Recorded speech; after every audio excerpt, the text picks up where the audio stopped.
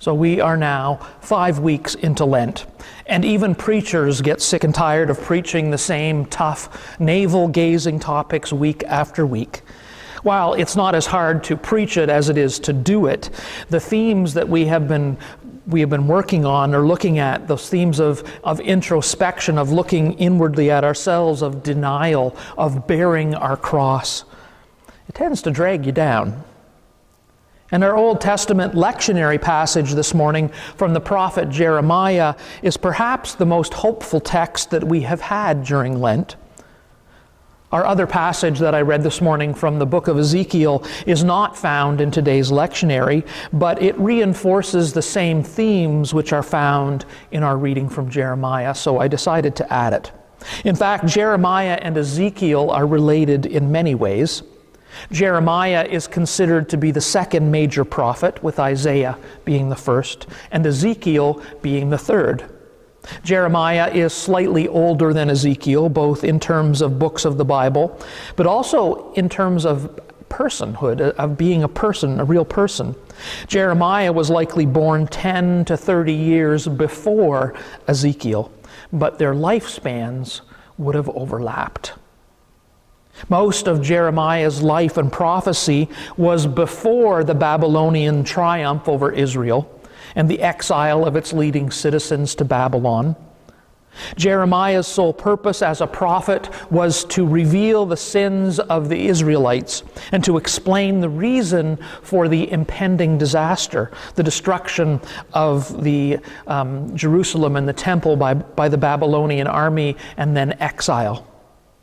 In fact, Jeremiah actually foretold that Jerusalem would be captured by the Babylonian army, and Jeremiah was arrested by the Israelite king for saying that. After the defeat of the Israelites by the Babylonians, Jeremiah was released and treated with respect and allowed to remain behind in Israel. Ezekiel, on the other hand, was an Israelite priest who was exiled to Babylon after the capture and destruction of Jerusalem. And Ezekiel's main purpose as a prophet was to remind the people in exile in Babylon that God was still with them. That if they persevered, if they remained true to God, they would eventually be restored in glory and return to Jerusalem. In fact, the famous dry bones passage that we heard this morning is for many the very climatic height of the book of Ezekiel. And it is an amazing metaphor for new life under the power of God. It is an image that we can literally see in our imagination, old bones, skeletons coming to life. It is an image that is just as powerful today as it was in the time of the Israelites' exile in Babylon. But in its vivid description and with our vivid imaginations, we must remember that this text from Ezekiel is not actually about the dead members of the people of God. It is more about the entombed existence of the present living generation. Perhaps this passage from Ezekiel should be our text when we celebrate a more permanent easing of COVID-19 restrictions and when we can venture forth from our entombed existence to celebrate living and our interaction with people. In this passage, there is no hope that they can free themselves from their own rigor mortis. The people of God can only come to life if God awakens it, if God breathes life into them through the Spirit of God. In fact, the Easter narratives in the Gospels and the Pentecost narrative of Acts, they must be read or heard against this background.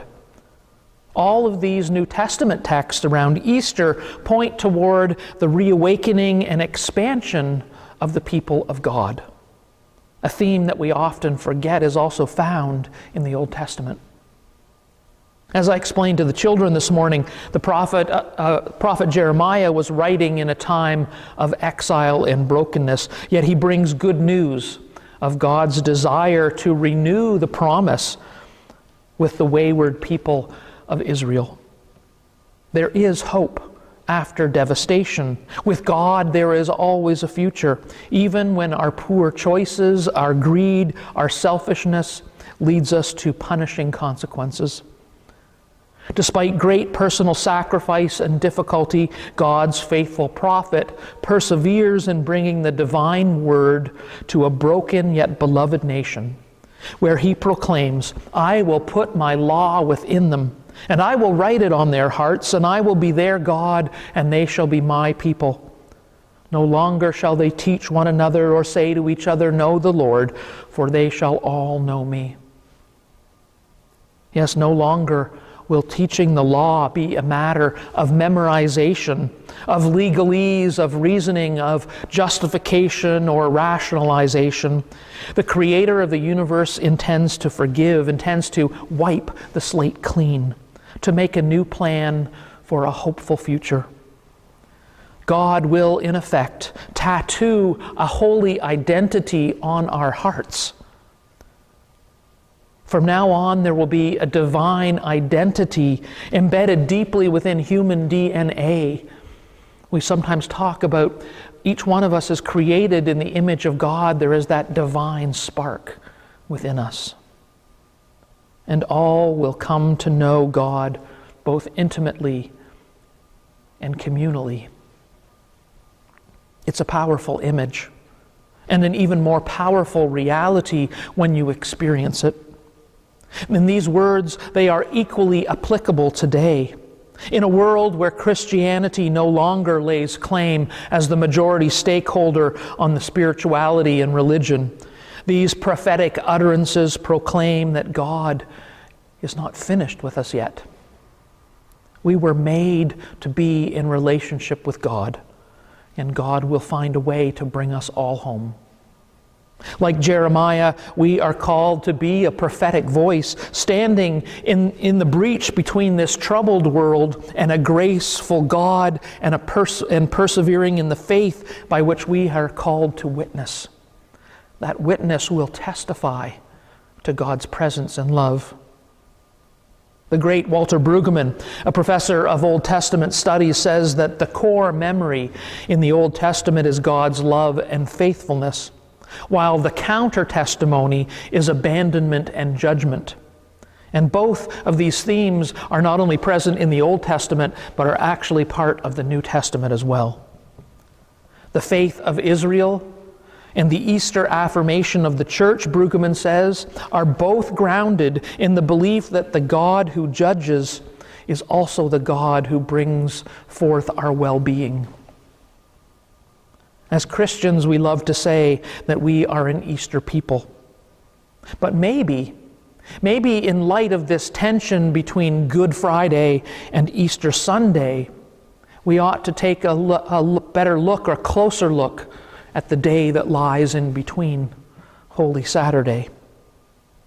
Because Holy Saturday is the day that gets skipped over in our Holy Week observances. It's an empty day after the sadness of Good Friday, but before the joy of Easter Sunday.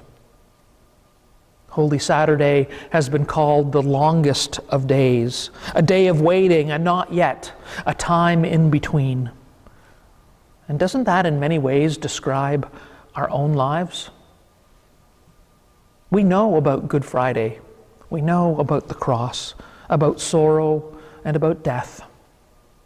All of humankind understands suffering and brutality and injustice. We have experienced or seen the tragic endings. We know about death, all of which are part of the human condition, the human experience. And we as Christians, we also know all about Easter Sunday and the promise, the hint of resurrection for the rest of us, because Christ is risen from the dead. The Easter Sunday experience is all about a hopeful future. But our lives are not all about Good Friday or all about Easter Sunday. Our lives are not about the pain and the suffering, and our lives all are not about joy and hope. We know suffering and abandonment. We know exile and loss. We face death. We know ourselves as sinners. We know our lives are often broken. And yet we also taste forgiveness. We taste hope. We taste new life. We catch sight of it here and there in the world and in our lives. We get word of it. We listen and we wait and we hope. But isn't life spent in between these two poles? Isn't most of life situated in the middle, in the dullness of waiting, in trying to avoid pain or suffering, or at the very least escape it, and waiting for those moments of hope or new life or forgiveness? The majority of our lives is spent in that in-between time, in the Saturday of Easter, sandwiched between Good Friday and Easter Sunday. We live in that transitional time somewhere between postmodern but not yet called anything, for the times they are a-changin' so fast that we'll have moved to another new age before this period has even been named. We live, as they say, in uncertain times. We live in a year, we live already a year into a worldwide pandemic. But with the hope of vaccines just around the corner, promising a return of some type of normalcy, but not yet. And we might ask ourselves, what time in our lives and what time in the life of humanity has ever been certain? And yet in every age, in every time, God's Word offers hope. Are we any different from God's people in the past? Isn't our core testimony one of abandonment and judgment? And isn't the core memory of God's law and love written on our hearts? Reverend Dr. David Lose was a professor of preaching and the president of the Lutheran Theological Seminary in Philadelphia. He is currently the senior pastor of Mount Olivet Lutheran Church in Minneapolis, Minnesota. I had the pleasure of hearing him preach and lecture at the Festival of Homiletics, the Festival of Preaching, in 2013. And he tells this story, and I find this story very powerful.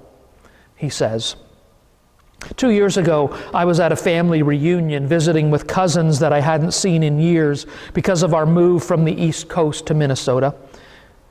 One of my cousins brought greetings from her father, a favorite uncle of mine.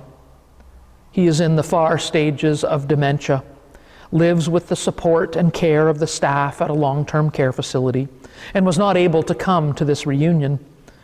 His daughter, however, brought this greeting: "Tell my family that although I do not remember them, I still love them."